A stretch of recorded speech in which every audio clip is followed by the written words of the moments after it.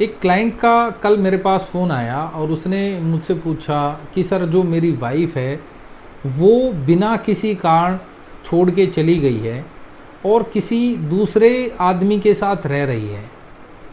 मुझे पता नहीं कि उसने शादी कर ली है या लिव इन में रह रही है, लेकिन श्योर है कि उसने या तो शादी भी कर ली है या लिव इन में अब उसी के साथ वो रह रही है और मुझ पर दबाव बना रही है कि या तो तुम तलाक दे दो म्यूचुअल, अदरवाइज़ मैं तुम्हारे और तुम्हारे परिवार वालों के खिलाफ़ जो है केस फाइल करूँगी।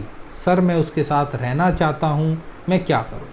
तो देखिए, अगर ऐसी कंडीशन है किसी के साथ भी, और जो मैंने उसको सजेस्ट किया वो भी इसी वीडियो में मैं आपको बताऊंगा, अगर ऐसी सिचुएशन है किसी के साथ तो आप किसी को अपने साथ ज़बरदस्ती नहीं रख सकते हैं।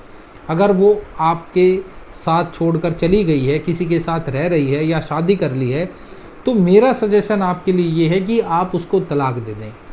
क्योंकि अगर आप डाइवोर्स नहीं देंगे उसको तो फिर वो आपकी फैमिली मेम्बर्स के खिलाफ़, आपके खिलाफ़ 498 का दहेज का केस डालेगी, उसके अलावा मेंटेनेंस का केस डालेगी और आपको उसके अडल्ट्री के सबूत हो सकता है मिले या ना मिले, या आप उनको प्रूव ना कर पाएँ तो आपको दिक्कत होगी। आप कोर्ट में जाएंगे, वो आपके खिलाफ़ केस डालेगी, आपको वकील करना पड़ेगा, कोर्ट के एक्सपेंसेस, वकील साहब की फ़ीस, बहुत सारे एक्सपेंसेस करने के बाद भी आपका लास्ट का डिसीजन एक ही होगा कि चलो जब वो साथ नहीं रह रही है तो इस सारी लिटिगेशन को ख़त्म करता हूँ और ज़िंदगी में आगे बढ़ता हूँ, इसको डाइवोर्स दे देता हूँ।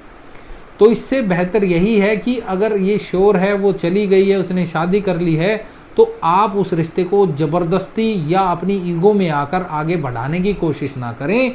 क्योंकि जो साथ एक नहीं रहना चाहता, चाहे पति है या पत्नी है, तो दूसरा उसको ज़बरदस्ती अपने साथ नहीं रख सकता है, चाहकर भी और ना चाहकर भी। कोर्ट से भी कोई ऐसा प्रोसीजर नहीं है कि वो कानूनी रूप से उसे साथ रहने के लिए बाध्य कर सके।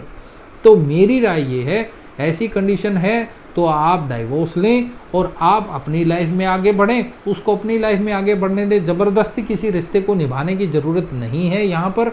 तो ऐसे ही लीगल अपडेट्स के लिए, सुझाव के लिए आप हमें सब्सक्राइब करें, आप कमेंट कर सकते हैं। टीम जल्दी से जल्दी आपका रिप्लाई करने की कोशिश करेगी।